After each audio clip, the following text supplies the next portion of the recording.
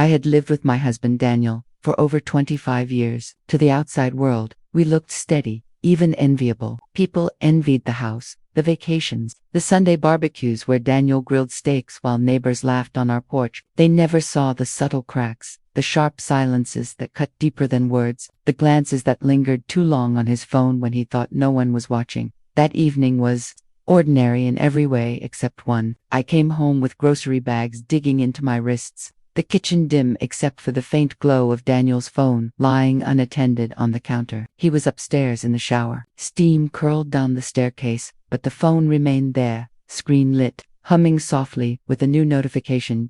My breath hitched. Daniel never left his phone unlocked. It was practically welded to his hand. At dinners, at bed, during family gatherings, it clung to him like a lifeline. Yet here it was, glowing at me, as if daring me to touch it.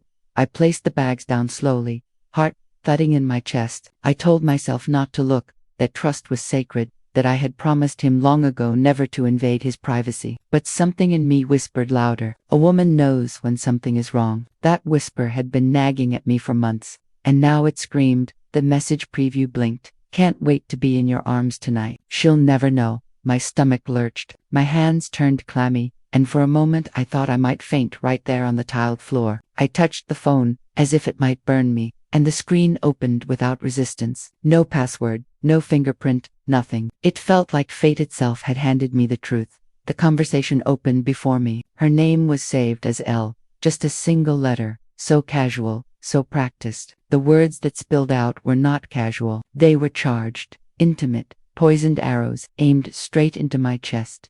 Did you tell her you're working late? I can't wait any longer. Tonight is ours. Daniel had replied just an hour earlier. Yes, she thinks I'm at the office. I'll leave as soon as I can.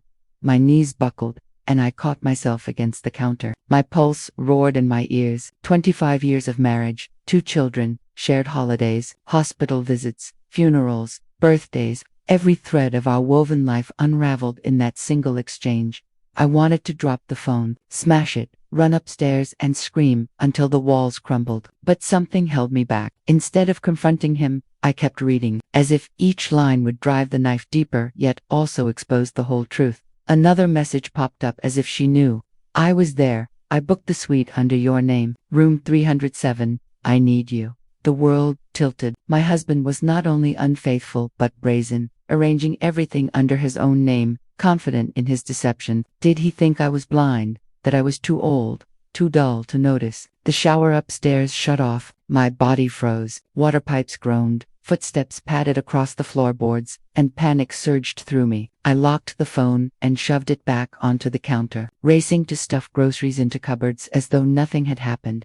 When Daniel walked into the kitchen, towel draped over his shoulders, hair damp, he smiled, the same practiced smile he had worn for years. Hey, honey, you're back. Need help with dinner? I forced my lips into a smile, but inside a storm raged. It's fine. I've got it, I said, voice too bright, too brittle. My hands shook as I set vegetables onto the cutting board. He kissed my cheek, quick, perfunctory, his lips cold. I wanted to recoil. I wanted to scream at him. Who is L? How long have you been lying to me? But I didn't. Instead, I chopped carrots, each strike of the knife echoing like a war drum in the silence between us. That night I barely slept. Daniel's arm draped over me like a heavy chain, and I lay awake staring into the dark, replaying every message, every word, every lie. My mind twisted through years of memories, searching for signs I had missed. There were plenty. The late nights, the sudden business trips, the faint smell of perfume that wasn't mine. By morning, I wasn't the same woman. The part of me that had once trusted him blindly had died, but the part that survived was sharper, watchful, and hungrier for the truth.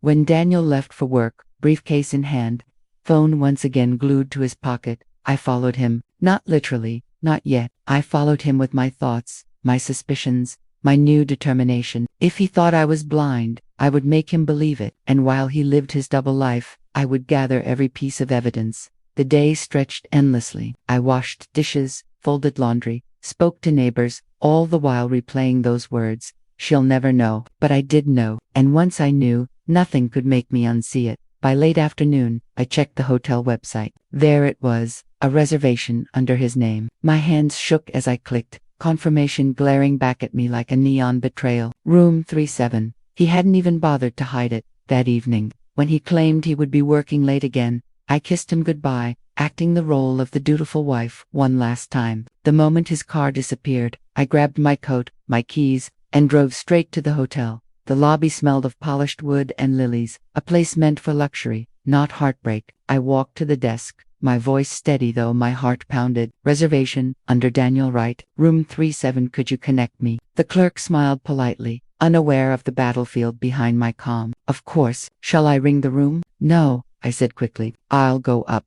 The elevator doors slid shut, sealing me in a metal box with my fury. Each floor ticked upward, my pulse racing with it. By the time the doors opened on the third floor, my hands trembled so violently I pressed them into fists. I walked down the carpeted hallway, every step heavier than the last, until I stood before the door marked 307. Voices drifted faintly through the wood. A woman's laugh, my husband's murmur, the sound of betrayal made flesh. I raised my hand to knock, to burst in and rip the mask from his face. But something stopped me. Confrontation would give him power, a chance to lie, to twist, to escape. No, I needed more than anger. I needed proof, undeniable and sharp as a blade. I turned away, retreating down the hallway, breath ragged, heart screaming. My hands fumbled for my phone, and I snapped a picture of the door, of the brass numbers gleaming in the hallway light. The first piece of evidence, that as I walked back to the elevator, the laughter echoed behind me, a haunting reminder of what I had lost and what I still had to do.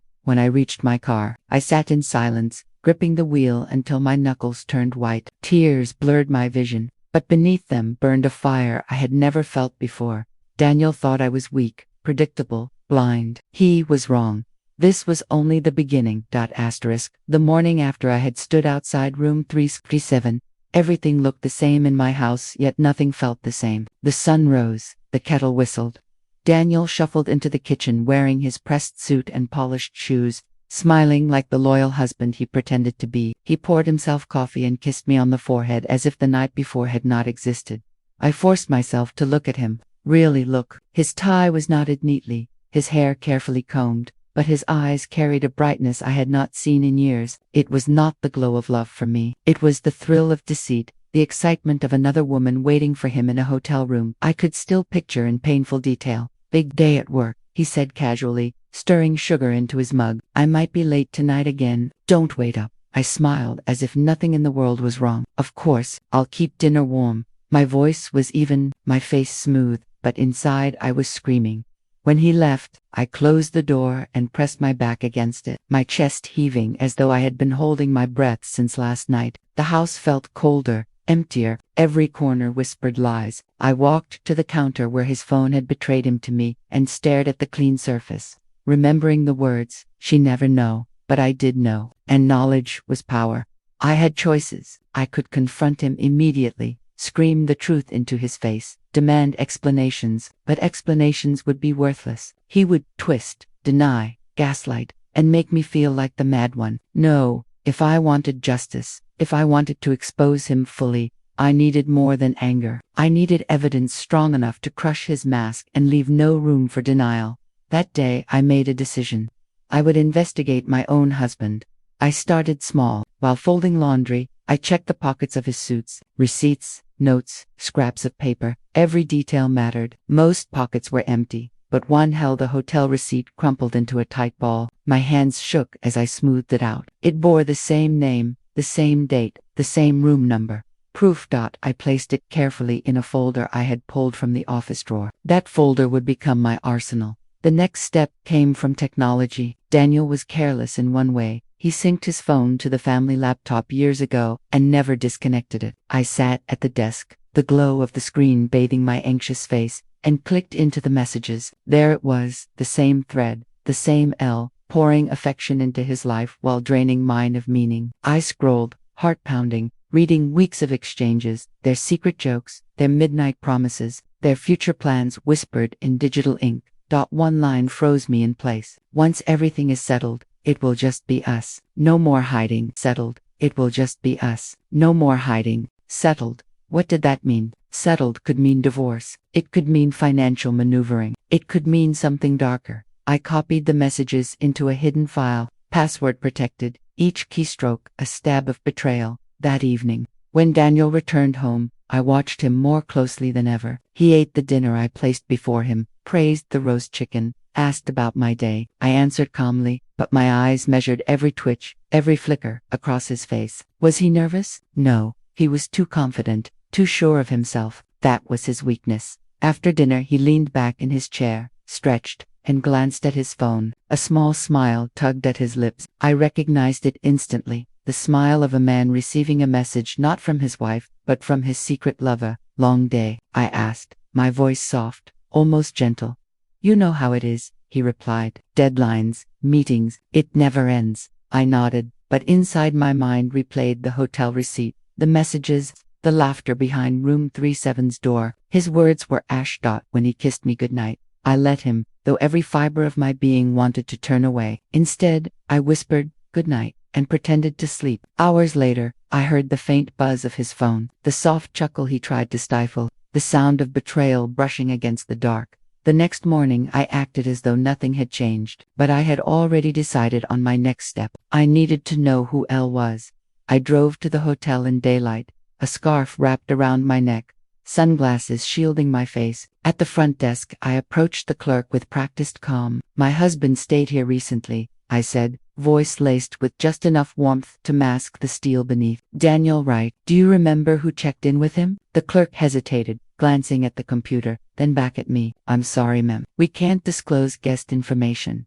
I leaned closer, lowering my voice. "I don't need details. Just, was he alone?" The clerk's eyes softened with sympathy, but the rules held firm. I really can't say I thanked him. My smile tight, and walked out into the cold air. Though I hadn't received an answer, his hesitation had spoken volumes. Daniel had not been alone. I returned home, the folder heavier in my bag, my heart heavier in my chest. I sat at the kitchen table, staring at the evidence. Messages, receipts, observations, but I still lacked the most important piece, her identity.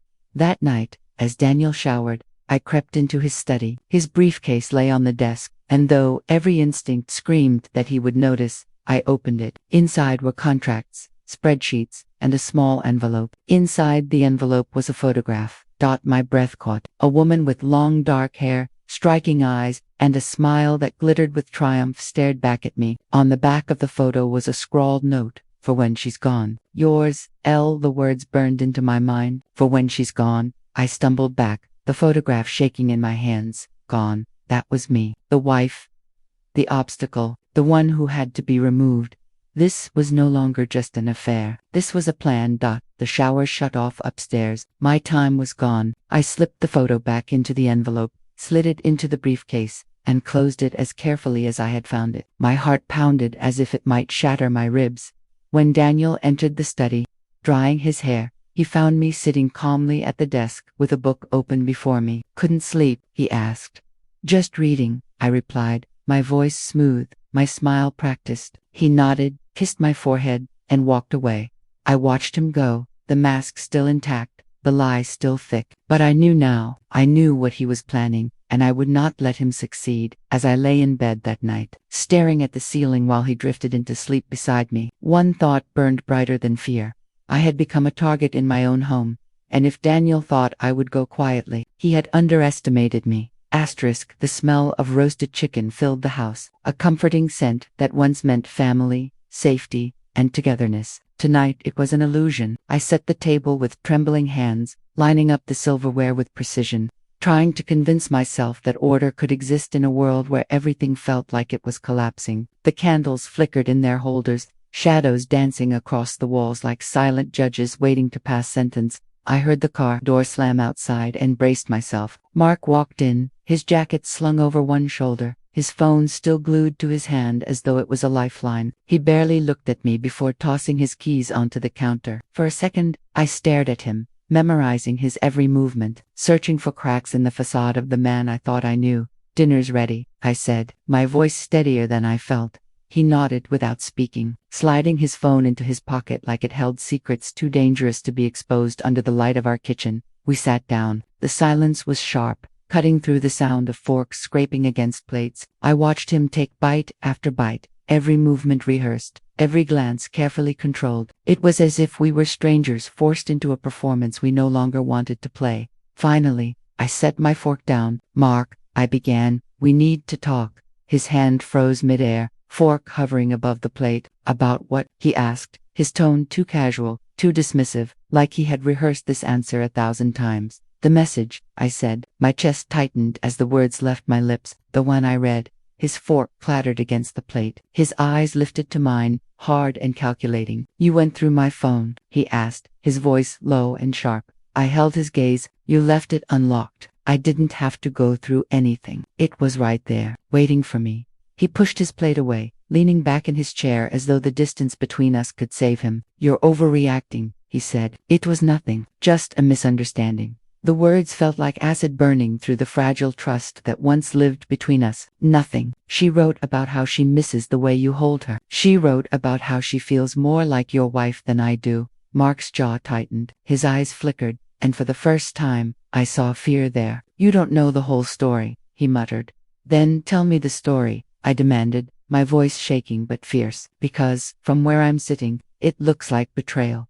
He slammed his hand against the table, the candles quivering in their holders. "It's not what you think," he shouted. "She's going through a hard time. I was just being supportive." I leaned forward, the anger boiling inside me spilling over. "Supportive? Do you call someone my love to be supportive? Do you tell her she's the only one who understands you?" The silence that followed was deafening. His face paled, and his mouth opened and closed like he was searching for words that would make the truth disappear. But there was no truth left that could save him.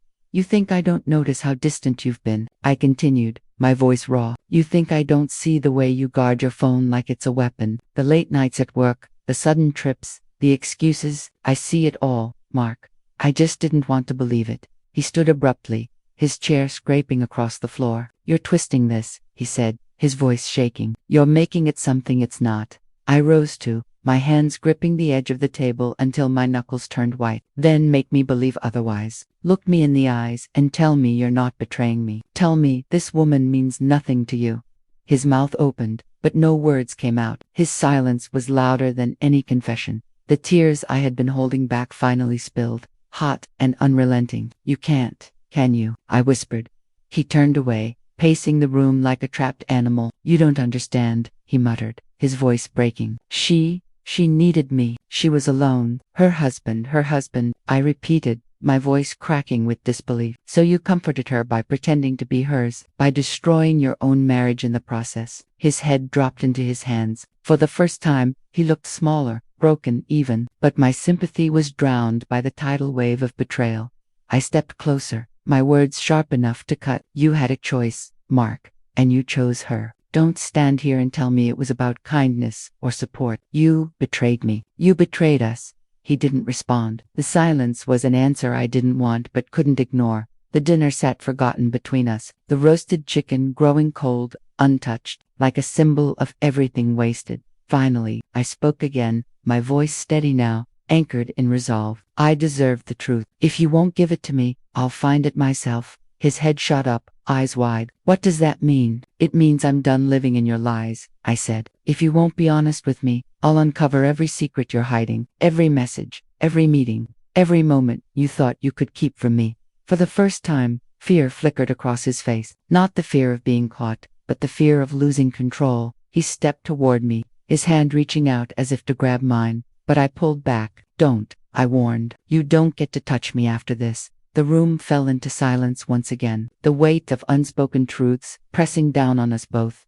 The candles flickered lower, shadows deepening, and I realized something terrifying. This wasn't the end of the story. It was only the beginning, because if Mark was capable of betraying me with a message, what else was he hiding? I looked at him one last time, memorizing the face of the man who had once been my safe place. Now he was a stranger, and strangers always have secrets. I blew out the candles, leaving us in darkness, and walked away. Blew out the candles, leaving us in darkness, and walked away. But inside, I promised myself this. I would uncover everything, no matter how painful, no matter how dangerous. The truth was out there, and I was no longer afraid to face it. The morning sun crept through the curtains, painting lines of light across the floor, but the brightness felt foreign in a house now filled with shadows. I had spent most of the night awake, replaying every word from our dinner, every hesitation, every silence that screamed louder than his denials. Mark had chosen to sleep in the guest room, a self-imposed exile that said more than any confession could.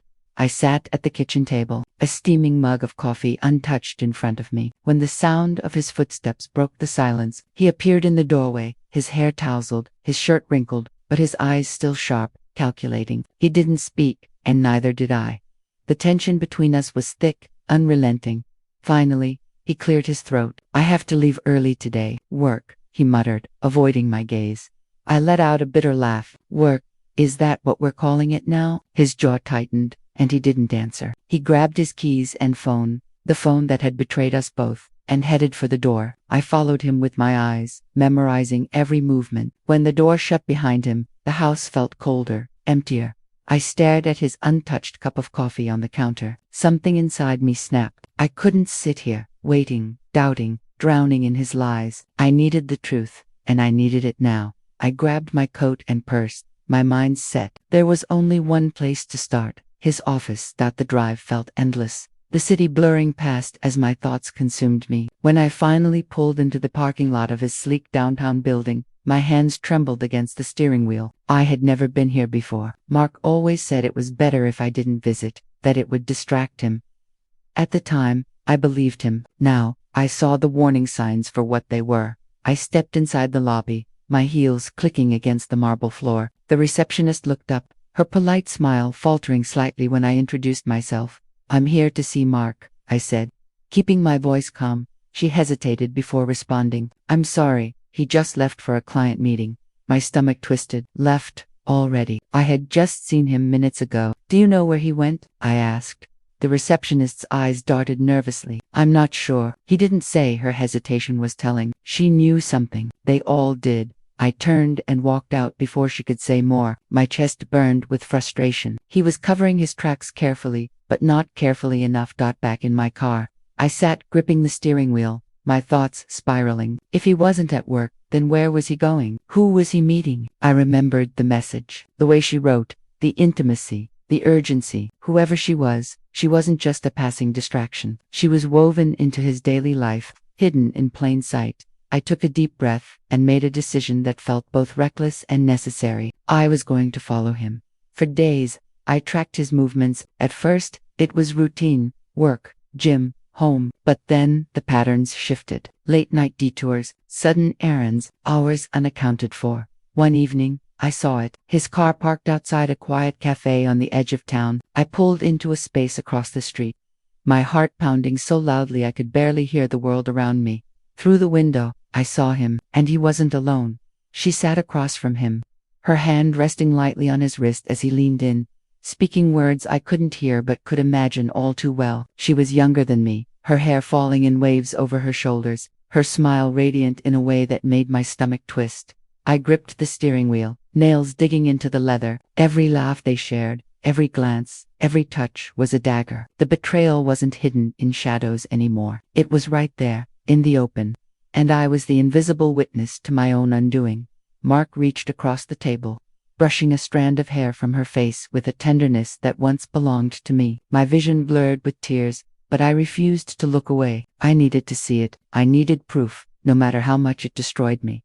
The hours passed, like seconds and years all at once. When they finally left the cafe, his hand found hers. They walked down the street together, bodies close, whispers shared, and then, at the corner, he kissed her. The world tilted beneath me. My hands shook violently, and I thought I might be sick. This wasn't a misunderstanding. This wasn't a mistake. It was deliberate, intimate, undeniable. I waited until they disappeared into the night before starting my car. The drive home was a blur. The road, a tunnel I could barely see through the haze of tears. When I finally walked into the house, I collapsed against the door, my body trembling. The betrayal was no longer hidden behind screens or excuses. I had seen it with my own eyes. I stumbled into the living room, sinking onto the couch, clutching a pillow to my chest like it could hold me together. Every memory of us replayed in my mind: our wedding day, the promises whispered in the dark, the life we had built. And now, every moment was tainted by the image of him with her.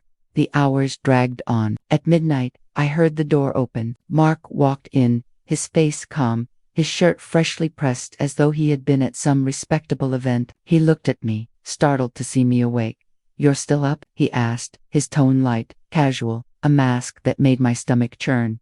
I stood, my legs weak but my resolve firm. "Where were you?" I asked, my voice steady despite the storm raging inside me. He hesitated only for a second. "Work dinner," he said smoothly. "Ran late."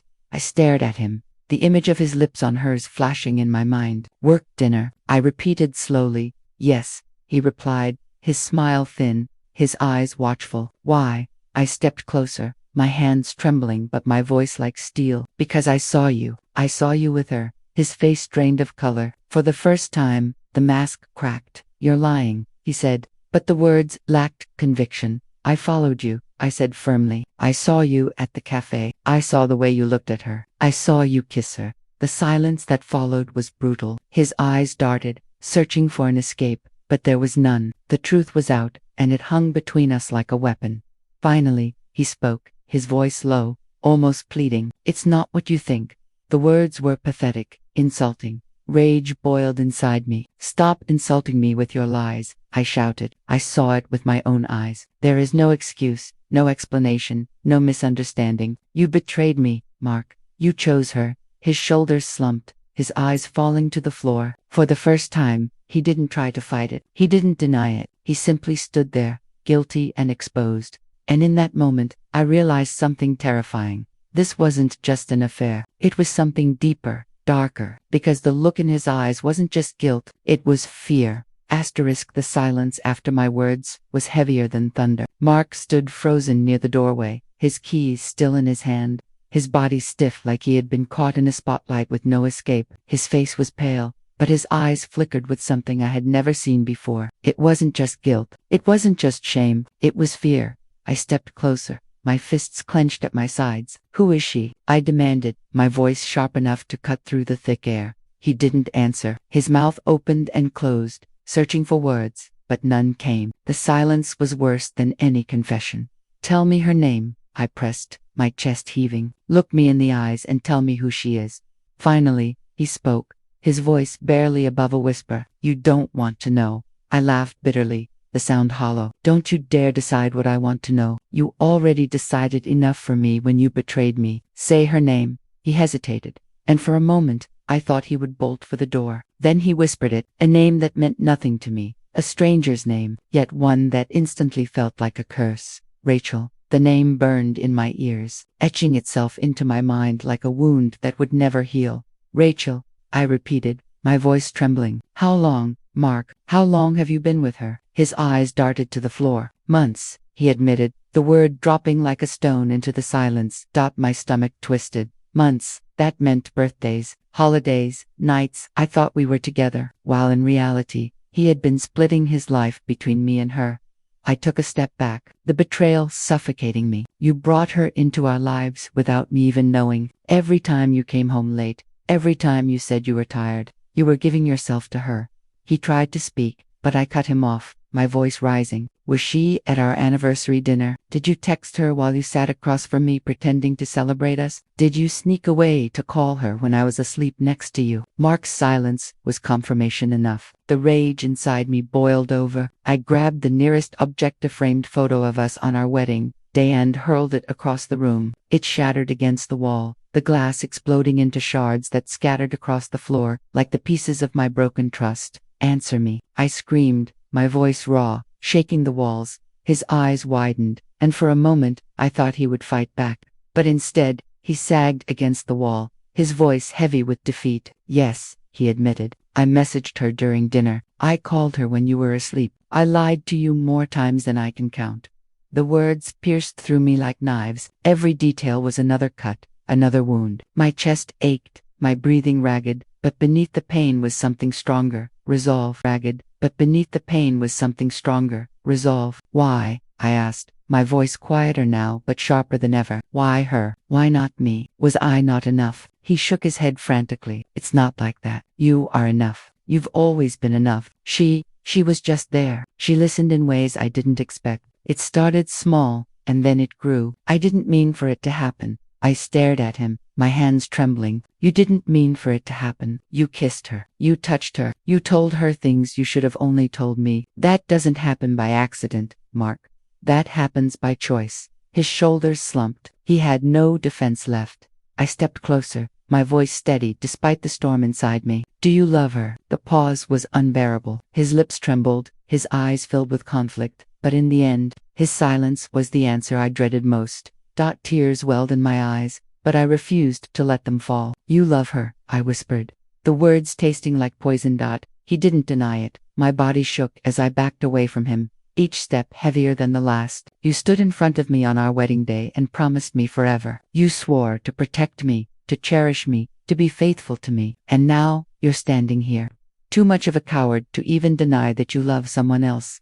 He reached out, his voice breaking. Please, listen. I never wanted to hurt you. I'm sorry. I spat, the word burning on my tongue. Sorry doesn't erase the messages. Sorry doesn't erase the kiss. Sorry doesn't erase Rachel. Sorry doesn't erase the months you chose her over me. My voice cracked, the rage giving way to anguish. Do you know what you've done to me? To us? You've burned everything we built. And now you expect me to believe that sorry can stitch the ashes back together. He lowered his hand, his eyes brimming with tears he didn't deserve. I don't know what to say then. Say nothing, I snapped, because every word out of your mouth is another lie. The air between us was suffocating, the silence pressing down like a weight I couldn't bear. I turned away, my vision blurred, my chest aching. I needed to escape before I collapsed completely. I stormed upstairs, slamming the bedroom door behind me, my body trembling uncontrollably. I sank onto the bed, clutching a pillow to my chest, sobbing into the fabric until my throat was raw. The house was no longer a home. It was a prison filled with ghosts of what used to be. But beneath the pain, a new fire sparked inside me. He thought he could hide Rachel in the shadows. He thought he could live two lives without me finding out. But now I knew, and I wasn't going to stop until I uncovered everything.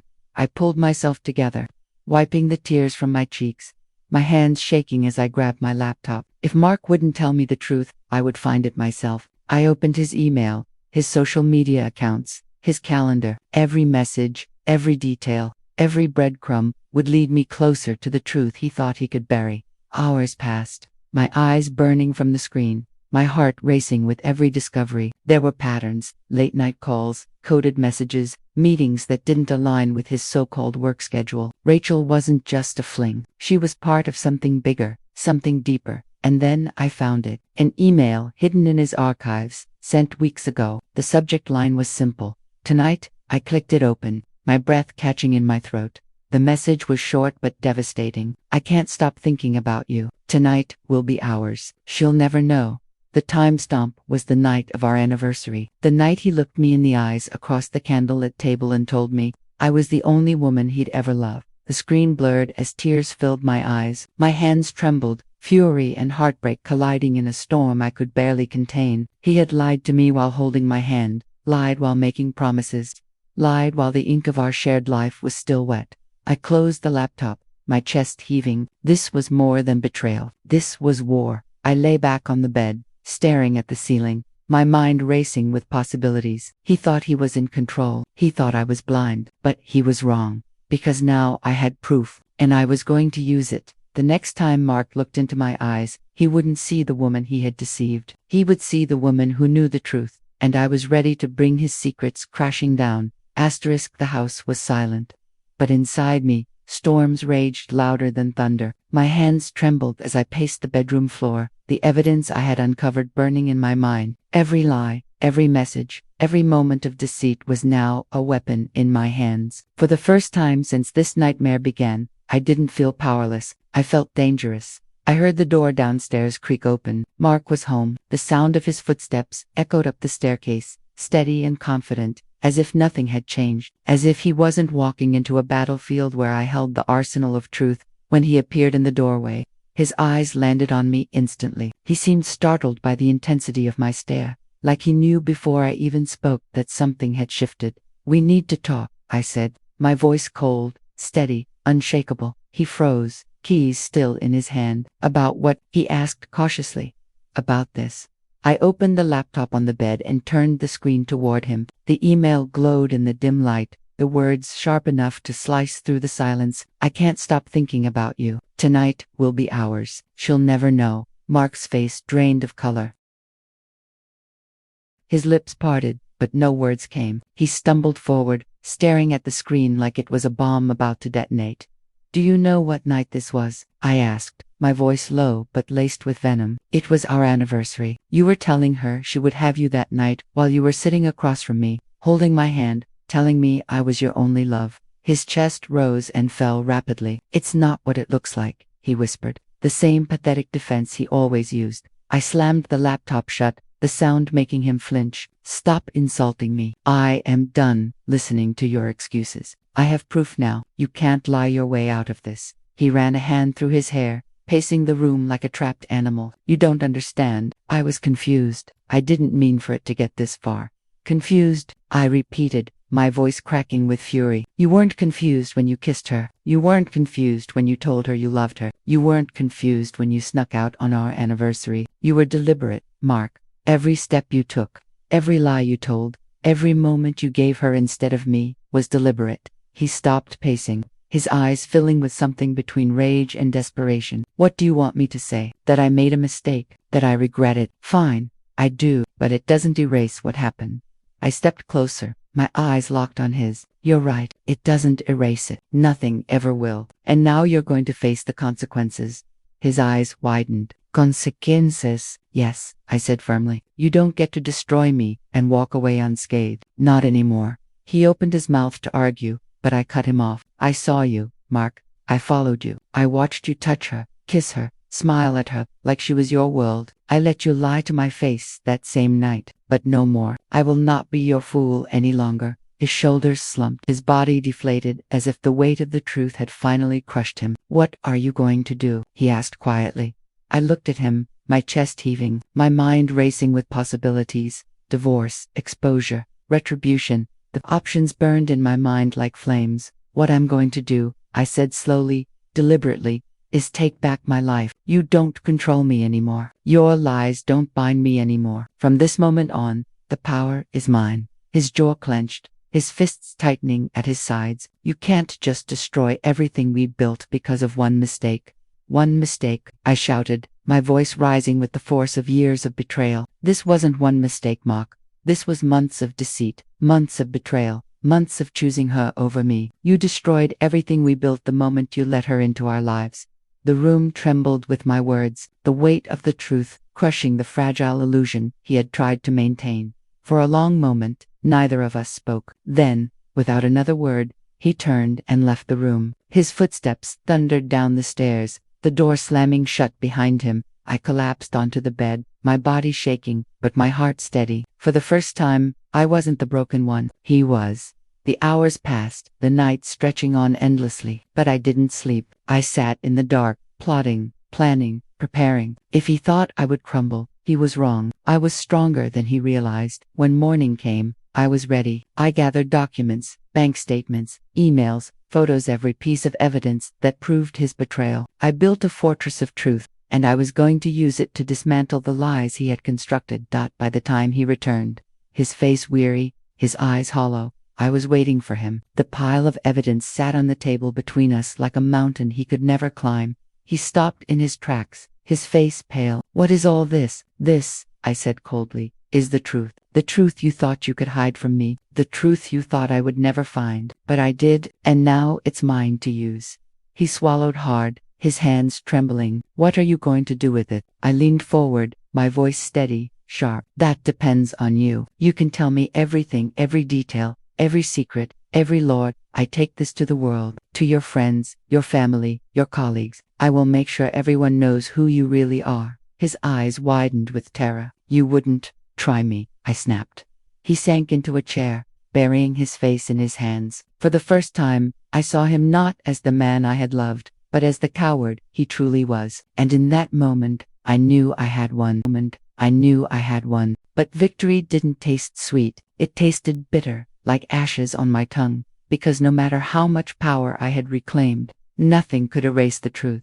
The man I loved was gone. In his place stood a stranger, and that stranger was terrified of me. The night stretched on, heavy with silence, but beneath the stillness was a promise, a vow I made to myself. This was not the end. This was only the beginning of a war I never asked for, but one I was now prepared to fight, and I wasn't afraid anymore. Asterisk. The morning sun poured through the curtains, but it did nothing to warm me. My chest was tight, my breath uneven, and my mind was locked on one truth. I couldn't keep living in this shadow. The night before had cracked the mask open, but today, I was going to rip it off completely. I walked into the kitchen where Mark sat slumped at the table, a half-empty cup of coffee cooling beside him. His eyes were bloodshot, his face drawn, his entire body a shell of the man who once held himself tall and proud. For a fleeting second, I almost pitied him. Then I remembered the words in that email, the laughter I had heard him share with her, and the pity dissolved into steel.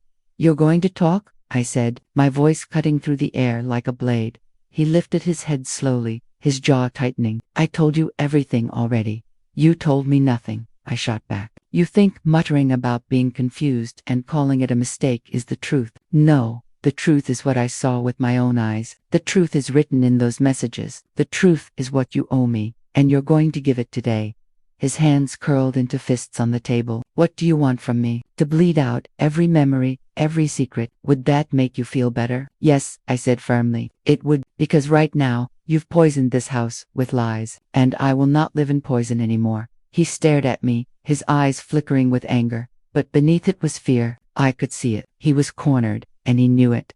I pulled a folder from the counter and dropped it in front of him. Inside were printed emails, screenshots, and photographs. His hand hesitated before opening it, and when he did, his face twisted as if every page burned his skin. "Where did you get these?" he whispered. Double quotes, "Where do you think?" I answered coldly, "You were careless. You thought I would stay blind forever, but I opened my eyes, and now I see you for what you are." He slammed the folder shut, his voice rising. "This is invasion. This is spying. Do you realize what you've done?" I leaned across the table, my face inches from his. "Do you realize what you've done? You didn't just betray me. You shattered every vow we ever made. You turned our marriage into a stage for your lies. Don't you dare lecture me about invasion when you invaded my trust every single day." His chest heaved, his fists shook, but he said nothing. The silence stretched until I broke it. "Tell me who she is to you, not just her name. Tell me what she is." He looked down, his voice dropping to a whisper. "She wasn't escape, asterisk, an escape," I repeated, my voice sharp. "From what? From me? From the life we built? From the family we raised together?" He looked up, tears gathering in his eyes, though I couldn't tell if they were real or just another performance. "From myself, from the pressure, from feeling like nothing I did was enough." I stood frozen, anger warring with disbelief. "So you destroyed me to fix yourself?" His lips trembled. "I didn't mean to fall this far. I didn't mean to hurt you, but you did," I snapped. "And meaning doesn't erase reality." The weight of my words filled the kitchen, pressing down on us both. I turned away, my hands gripping the counter as I tried to steady myself. Every part of me wanted to scream, to break, to collapse, but I forced myself to stay upright. I had given him my tears too many times already. Today, I would not cry. "You will tell her it's over," I said finally, my voice flat, devoid of mercy. "You will end it, and you will do it in front of me, right now." His head jerked up, shock flashing in his eyes. "What? No, I can't." "You can, and you will," I cut him off. "Call her, put her on speaker. Tell her it ends here, today, or I walk out that door and you lose everything." He stared at me, breathing heavily, his face pale. "You're serious, deadly serious." For a moment I thought he would refuse. Then, with shaking hands, he pulled out his phone. His thumb hovered over the screen, sweat dripping down his temple. He dialed, the sound of the ringing filling the kitchen like a drumbeat of doom. Then she answered. Her voice was light, cheerful, filled with the kind of warmth he once gave me. "Hey, I was just thinking about you." Mark glanced at me, terror in his eyes. I folded my arms, unyielding. "Put her on speaker," I demanded. He obeyed. Her voice filled the room, bright and oblivious. "Are you free tonight? I can't wait to see you again."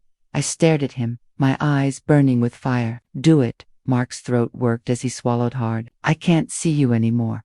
There was silence on the line, followed by a sharp laugh. "What are you talking about? Stop joking." "I'm not joking," he said, his voice trembling. "It's over." The cheer in her voice vanished, replaced by cold fury. "She's there, isn't she? She's making you say this." I stepped closer to the phone, my voice cutting through. No, I'm making him tell the truth. Something he should have done months ago. There was a sharp intake of breath on her end. Then her voice dropped, venomous. You think you've won, but you haven't. You can't erase what we had. He came to me because of you. The words struck like daggers, but I stood tall. What you had was built on lies, and lies always rot. He chose deception. I choose truth. I reached over and ended the call, slamming the phone onto the table. Mark buried his face in his hands, his body shaking, but I didn't care. My heart was hammering, my blood boiling, my entire being vibrating with a strange, fierce energy.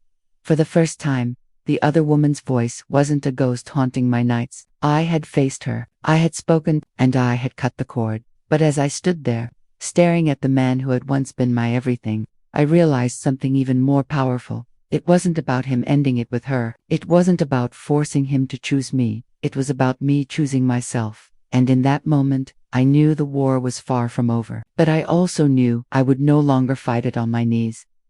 From here on out, I would fight standing tall.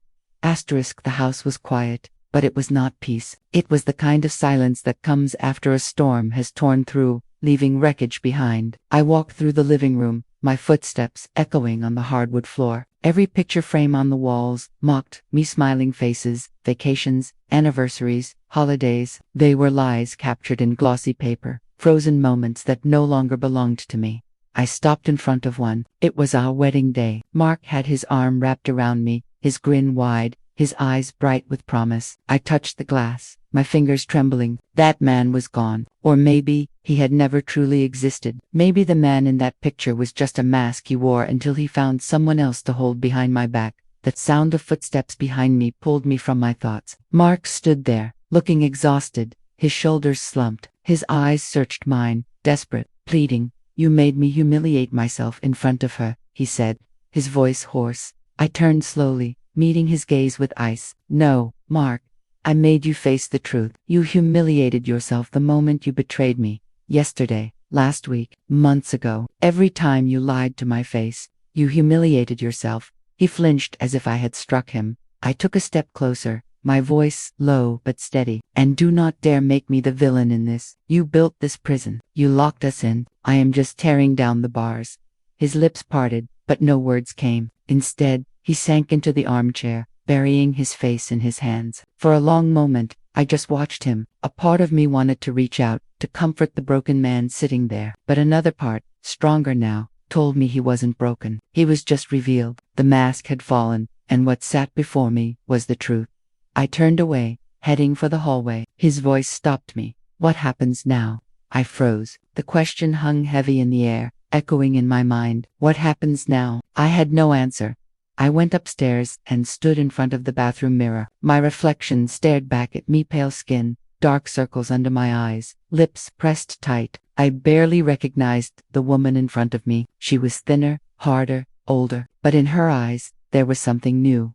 Fire, I whispered to the glass. I will not break. The mirror didn't answer, but the fire in my reflection seemed to burn brighter. That night, I couldn't sleep. I tossed and turned, haunted by memories of laughter, of touches, of whispers that once belonged to me but had been given to another. Every time I closed my eyes, I heard her voice, taunting me, telling me he had chosen her because of me. The words burrowed deep, poisoning my thoughts. Finally, I gave up. I got out of bed and went downstairs. The house was dark except for the faint glow of the moonlight seeping through the windows. I poured myself a glass of water, but my hands shook so badly the glass slipped, shattering on the floor. The crash echoed like thunder, and suddenly Mark was there, rushing into the kitchen. What happened? Are you all right? I looked at the shards on the floor, glittering like broken promises. My voice was steady when I spoke. No, Mark, I am not all right. And I don't know if I ever will be again. Not all right. And I don't know if I ever will be again. He bent down to clean the pieces, but I stopped him with a sharp command. Leave it. He froze, startled. I crouched down myself, picking up the fragments one by one, the sharp edges biting into my skin. A bead of blood welled up on my finger, but I didn't flinch. I held it up, the crimson drop catching the moonlight. This is what you did to me, I said softly. You shattered me, and now every piece cuts when I try to pick it up. His face twisted in pain. I never wanted to hurt you, but you did, I replied, standing. Intentions don't erase actions. Words don't erase wounds. I dropped the shard into the trash and walked past him. My heart pounded, my throat burned, but I felt stronger with every step. The next day, I decided I couldn't stay trapped inside these walls any longer. I grabbed my bag and keys. "Where are you going?" Mark asked, his voice nervous. "To remember who I am," I said simply, and I walked out the door. I drove aimlessly at first, the road stretching ahead like an uncertain future. My hands tightened on the wheel, my mind racing. Finally, I found myself at the park where we used to take long walks together. Back then, it had been a place of peace. Now, it felt like a battlefield of memories. I sat on a bench, watching families pass by. Children laughed, couples held hands, friends shared stories. I felt both part of them and separate, as if I were watching life through a pane of glass I couldn't break. An elderly woman sat beside me, her face kind, her eyes wise. She glanced at me and smiled. "You look like someone carrying a heavy weight." Her words cracked something open inside me. I laughed bitterly. "More than I can carry." She nodded, her gaze steady. "Then stop carrying it alone." I looked at her, startled. She didn't know me, didn't know my story, but her words sank deep. "Pain shared," she said softly, "is pain half. Secrets destroy us. Truth sets us free, even when it hurts." Tears pricked my eyes. I whispered, "But what if the truth tears everything apart?" She placed her hand over mine, gentle but firm. "Then let it. What is real will survive. What is false deserves to crumble." Her words lingered long after she left. When I returned home, Mark was waiting, pacing in the living room. "Where were you?" I was worried. "I don't need your worry," I said calmly. "I need your honesty. But you've already shown me what that's worth." His face fell. "So this is it. You're giving up." I shook my head. "No, Mark. I'm not giving up. I'm letting go. There's a difference." He stepped toward me, desperation in his eyes. "We can fix this. Please tell me what I can do." I stood tall, my voice unwavering. "You can stop pretending this is something it's not. You can stop making me the keeper of your sins. You can face the wreckage you created instead of asking me to sweep it under the rug." The silence between us was thick, heavy, suffocating. Finally, I spoke again. "I'm meeting with a lawyer tomorrow." His face went pale, his mouth opening in shock. "No, you can't." "I can," I interrupted. "And I will." "You had your chances. You wasted them. Now I take mine." I turned and walked up the stairs, leaving him standing there, his world crumbling the way he had crumbled mine out in the mirror that night. I stared at myself again. The woman looking back was still broken, still bleeding, but she was also rising. I whispered one last vow. "I will not go back." And for the first time, I believed it. The office smelled faintly of leather and old books, a scent that reminded me of strength and permanence. The lawyer, a sharp-eyed woman named Julia, sat across from me at a polished wooden desk. Her pen tapped lightly against a yellow legal pad as she listened. I poured out the story in waves. Mark's lies, the messages, the confrontation, the phone call with her. Each word left my mouth like a stone dropping into water, heavy and unrelenting. Julia leaned back, her expression unreadable. When I finished, the silence stretched for a moment before she spoke. "You've been carrying a hurricane inside you. It's time to let the storm do its work." Her words jolted me. "What do you mean?" "Divorce is not just about leaving a marriage. It's about exposing truth, cutting through deception, and reclaiming your ground. If you want out, I'll help you build a case so strong he won't know what hit him." The confidence in her voice lit a spark inside me. For the first time, I felt the power shifting. We discussed assets, property, accounts. Julia asked pointed questions, and as I answered, I realized how much Mark had controlled the financial web of our life. I had let him manage, trusting his judgment, believing in his promises. Now those same promises lay in ashes, and I had to claw my way back to solid ground. Julia scribbled notes, then looked up. "I'll need every document you can get. Bank statements, insurance policies, property deeds, anything that ties your lives together." I nodded, determination building. "I'll get them." When I returned home, Mark was sitting at the kitchen table, his face pale and drawn. He looked up as I entered, his eyes filled with dread. "You went to a lawyer." I didn't deny it. "Yes, and I'm filing." His chair scraped back as he stood abruptly. "You can't do this. Not after everything we've built." I stood firm. "What we built was a house of cards, and you knocked it down the moment you chose her."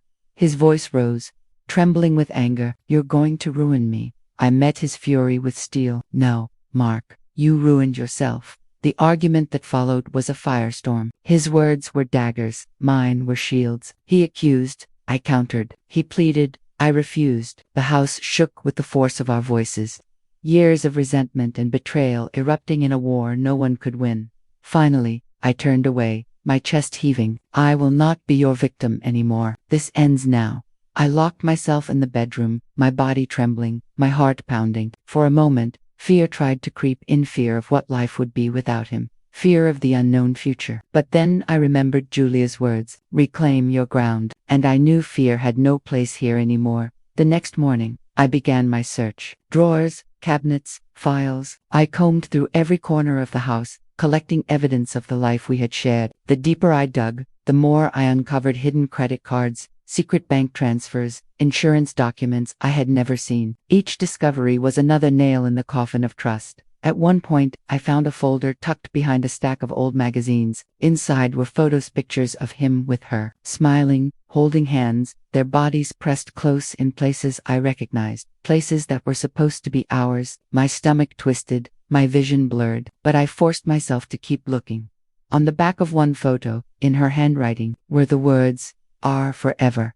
I gripped the picture so tightly my knuckles turned white. Then I tore it in half, the sound, sharp and final dot. By the time Julia called to check in, I had a stack of documents ready. "Good," she said. "You're taking control. That's how you win this." But victory felt hollow. At night, the loneliness crept in, whispering doubts into the corners of my mind. What if I was making a mistake? What if walking away meant losing more than I gained? One evening, as I sat in the dim light of the living room, Mark walked in quietly. His face was tired, his eyes red. He stood for a long moment, watching me. "I know I've lost you," he said finally. "I can see it in your eyes. But please, don't destroy me completely. Don't take everything." I looked at him, my chest tight. "You already took everything that mattered. My trust, my love, my faith. The rest is just paper and numbers." He sank into a chair, his body crumbling. For the first time, I saw him not as the man who betrayed me, but as a man undone by his own choices. But sympathy didn't erase betrayal. "You should have thought about that before," I said quietly. He nodded, defeated, his gaze fixed on the floor. In the days that followed, the tension thickened. We lived under the same roof, but we were strangers passing in silence. Every sound was amplified, the creak of the stairs, the opening of a drawer, the closing of a door. It was like living in a haunted house, every corner filled with ghosts of what once was. Then came the phone call. It was late afternoon when my phone rang. The number was unfamiliar, but something compelled me to answer. "Is this Mrs. Carson?" a woman's voice asked. "Yes," I replied cautiously. "This is Detective Harris. We need to discuss some information that has come to light regarding your husband." My blood ran cold. "What kind of information?" "I'd prefer to explain in person," she said. "Can we meet tomorrow morning?" I agreed, my hands shaking as I hung up. Mark walked in just as I set the phone down. "Who was that?" I looked at him, my heart pounding. "The police. They want to talk to me about you." His face drained of color, his mouth opening and closing like a fish gasping for air. "What did they say?" "Nothing yet, but I'll find out tomorrow." He swore under his breath, pacing the room. His hands raked through his hair, his movements frantic. "What is it, Mark?" I pressed, my voice sharp. "What have you done?" He froze, his back to me. "Nothing you need to know." That answer only fueled my suspicion. That night, I barely slept, my mind racing with possibilities. What could the police know? What could he be hiding beyond what I had already uncovered? By morning, I was ready. I dressed carefully, my resolve hardening with each passing second. At the station, Detective Harris greeted me with a firm handshake. She was calm, professional, her eyes sharp with purpose. She led me into a quiet room, closed the door, and placed a folder on the table. Inside were more documents, more photographs. Only these weren't about affairs. They were about money, hidden transactions, offshore accounts, fraudulent signatures. My head spun as she explained. "Your husband has been under investigation for financial fraud. We believe he used joint assets without your knowledge. Large sums have been transferred, some tied to suspicious accounts. We need your cooperation to piece this together." I stared at the evidence, my heart pounding. Betrayal had just grown another layer, darker and more dangerous than I imagined. Detective Harris studied me carefully. I know this is difficult, but if you help us, we can protect you. Otherwise, you could be implicated as well.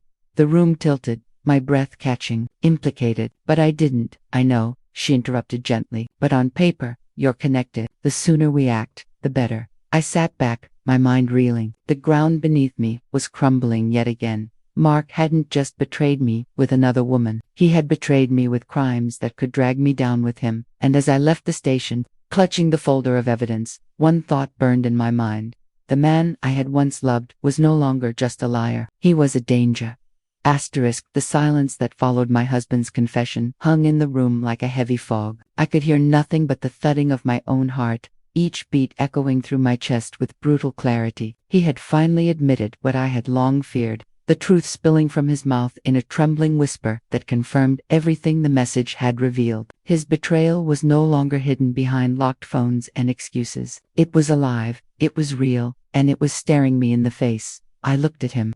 The man I had built a life with, the man I had trusted with every fragile part of myself. His eyes avoided mine, darting nervously toward the floor, as though he could hide from the storm he had unleashed. My hands shook, not from weakness, but from the weight of the decision that loomed over me. I had spent weeks unraveling his lies, surviving sleepless nights, enduring the agony of not knowing if my marriage had been real or just a performance. Now the curtain had fallen, and the actor stood stripped of his costume. "You destroyed us," I said, my voice trembling but steady enough to slice through the silence. "Everything we built, every memory, every promise, you shattered them with a single choice." He opened his mouth, desperate to defend himself, but I raised my hand and stopped him. I refused to hear excuses. Words no longer mattered. His actions had already spoken louder than anything he could try to. The betrayal had not only taken away the man I thought I knew, it had stolen the foundation of my life, leaving me standing on shards of broken trust. Yet, as I looked at him cowering before me, I realized something unexpected. I was not the weak one in this story. I was not the victim left in ruins. I was the survivor, the woman who had faced deception head-on and refused to let it define her. I took a deep breath and walked past him. He reached out, his hand grazing my arm, as though he could still hold me back, but I pulled away. That touch, once a comfort, now felt like poison. "I am leaving," I said firmly, "and this time, there is no coming back." The words felt final, like a door slamming shut. I gathered the suitcase I had packed days ago in secret, ready for this moment even if I had not admitted it to myself. My fingers tightened around the handle, and with each step I took toward the door, I felt the chains of betrayal falling away. Behind me, his voice cracked with desperation. "Please, don't do this. I can change. I can fix it." I stopped, my back to him, and let his pleas fill the space between us. For years I had believed in fixing, in forgiveness, in second chances. But what he had done was not a mistake. It was a choice, a deliberate act that tore at the very core of our marriage. I turned and looked at him one last time. "You had your chance," I said, my voice calm and resolute. "You chose her, you chose betrayal, and now, I choose me." The look on his face shifted from desperation to defeat, his shoulders collapsing as though he had finally realized what he had lost. But I did not stay to watch him crumble. I opened the door and stepped into the night air, the cool breeze washing over me like a baptism, cleansing me of the weight I had carried for too long. As I walked away, I felt a strange mix of sorrow and liberation, the sorrow of leaving behind a life I had once believed in, and the liberation of stepping into a future that belonged entirely to me. For the first time in years, I was no longer tethered to his lies. The following weeks were not easy. Friends called, some offering sympathy, others whispering judgments. Family members questioned my choice, reminding me of vows and forgiveness. But I stood firm, rooted in the knowledge that betrayal was not something to be excused or brushed aside. It was a wound that cut too deep to ever fully heal. And I refused to keep bleeding for a man who had chosen to hurt me. I built a new life slowly, piece by piece. The mornings no longer began with suspicion. The nights no longer ended with silent tears. I filled my days with things that nourished me, books I had neglected, hobbies I had abandoned, friendships I had let wither. I rediscovered myself, the woman I had been before his betrayal cast a shadow over me. And then came the moment I had not expected. Months after leaving him, I found myself standing in front of a mirror, looking at a woman transformed. There were scars, yes, but they no longer defined me. What defined me now was strength, resilience, and a fierce determination to live a life untouched by deceit.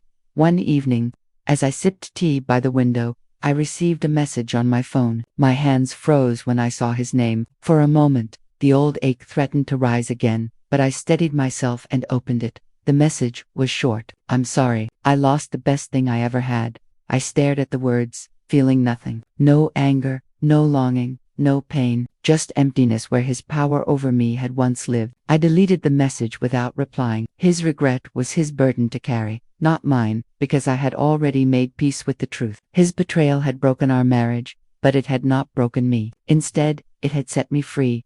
In the end. The message I had once stumbled upon, the one never meant for my eyes, had become the turning point of my life. What I found in that message was not just the revelation of his lies, but the revelation of my own strength. And as I closed the chapter on us, I opened a new one where I was no longer defined by what he had done, but by the choices I made for myself, choices that led me not to despair, but to freedom. The story did not end with his betrayal. It began with my survival.